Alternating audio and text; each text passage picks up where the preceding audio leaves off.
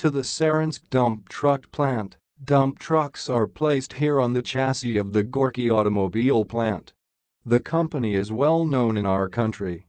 A few years ago, Viktor Alexandrovich Mukin came to the factory, where they made wooden extensions for wrestlers.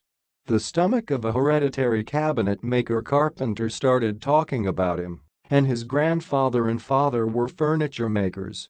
Viktor Alexandrovich proposed to use the pruning of wooden slats.